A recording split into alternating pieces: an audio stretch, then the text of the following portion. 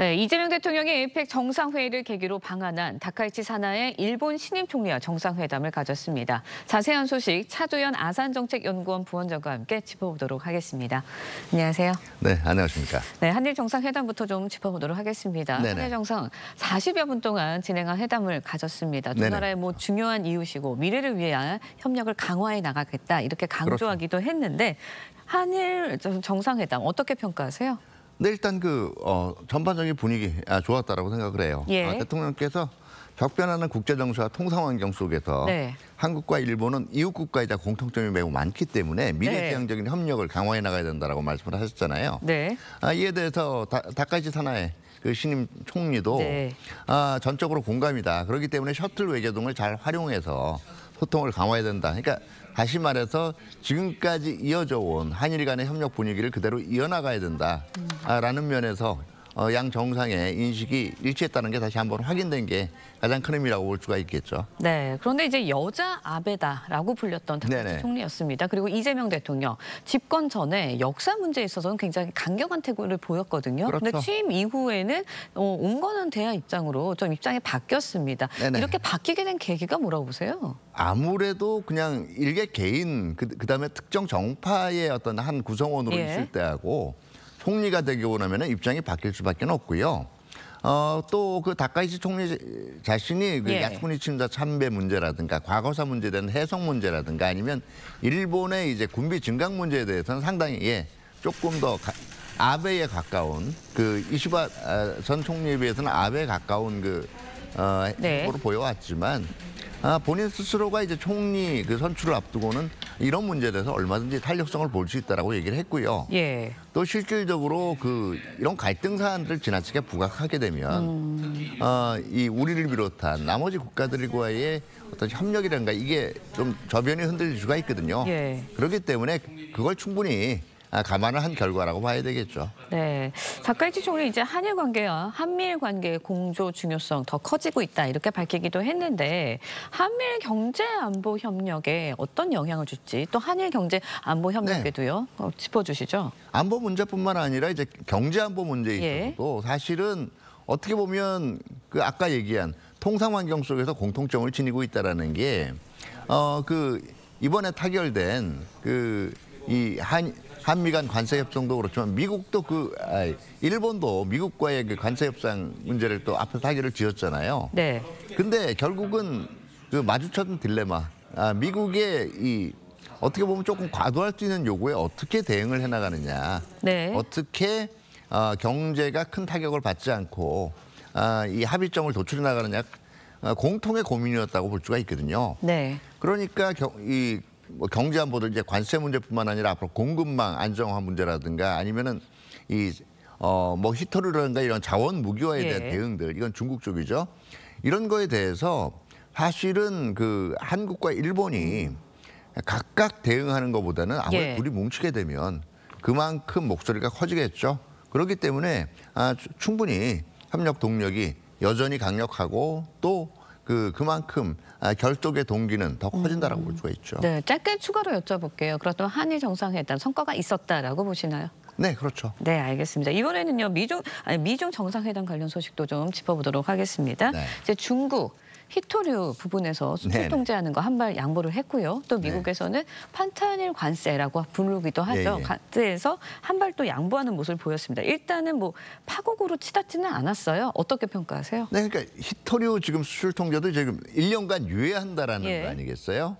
그다음에 관세 문제는 언제든 또 한번 이제 다시 조정이 될 수 있는 문제입니다. 그러니까 예. 그렇기 때문에 사실은 이게 양측 간의 어떤 갈등이라든가 경쟁이 끝난 게 아니라 이제 지금 잠시 유예된 일단 휴전이라고들 표현들을 하는데요.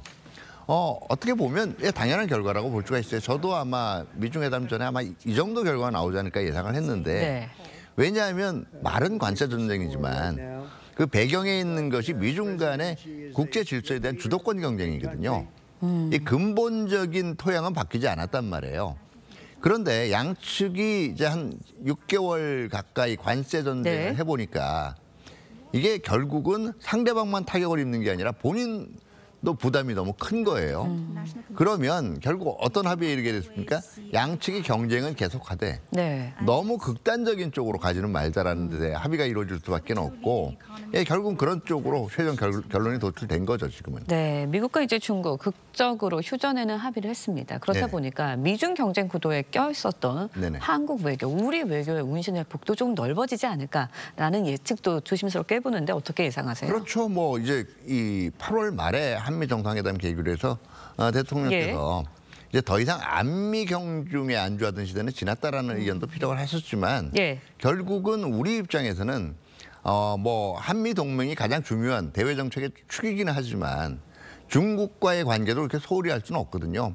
그러니까 어떻게 이 관세 전쟁이 좀 너무 극단적인 예. 쪽으로 흐르다 보면 우리도 스탠스 잡기가 굉장히 어려울 수 있었단 말이에요.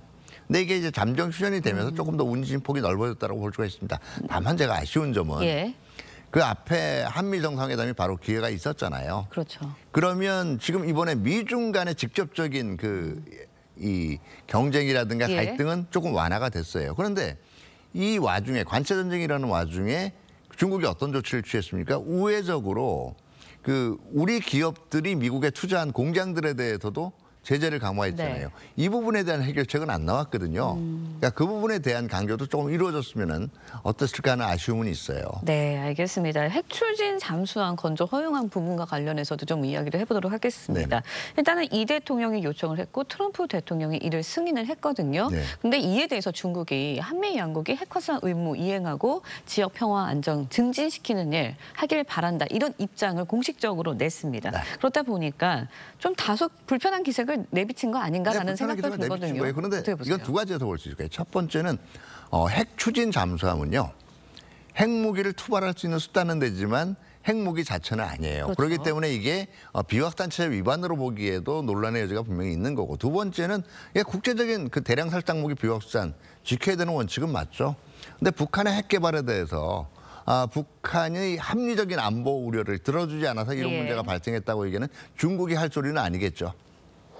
네, 알겠습니다. 이제 내일 한중 정상회담 기획이 되어 있습니다. 가질 예정인데 이재명 대통령이 이제 한반도 비핵화 평화 위해 중국의 뭐 건설적인 역할 절실히 필요하다 이렇게 이야기를 할 것으로 좀 밝혀졌습니다. 내일 있을 한중 정상에서 회담에서 어떤 의제가 또 변수로 떠오를지 관심인데 어떻게 예상하실 수 있을까요? 가장 큰 거는 이제 지금 그동안 사실은 과거의 사드 국면 이후에 이어져 오고 있던 예. 완전히 지금 중국의 이제 우리에 대한 이제 간접적인 압력들이 풀렸다고 볼 수는 없거든요. 이게 완전한 이제 지금 이제 이 해결 문제 네. 이런 게 논의되는 게 첫 번째일 거고요. 두 번째는 작년 말에 우리가 이제 중국이 예. 한국인 관광객에 대한 비자 면제를 시행하라고 우리도 금년에 이제 했잖아요. 어떻게 하면 인적이고 물적인 교류 협력을 더 강화해 나가느냐. 그다음에 세 번째는 지금 미중 전략 경쟁 과정에서 이제 있는 각종 경제적인 우리한테 있던 2차적인 영향들 이걸 어떻게 해결하는가의 문제도 있고요. 안보 면에서는 다른 것도 있지만 중국은 이제 지금 제시한 게 비확산 체제잖아요. 예. 근데 그렇게 국제법이 중요하면 지금 서해 구조물 문제들이 그렇죠. 있지 않습니까? 이거 관련된 국제법이나 관행에 입각한 우리의 합리적인 접근도 인정을 해줘야 되거든요. 그래서 이 문제가 논의가 될지는 모르겠지만 사실은 네. 우리 입장에서 거론을 해야 되는 문제죠. 네, 알겠습니다. 내일 한중 정상회담 어떻게 진행이 될지 지켜봐야 할 것 같습니다. 지금까지 차두연 아상정책연구원 부원장과 함께 이야기 나눠봤습니다. 오늘 말씀 고맙습니다. 네, 감사합니다.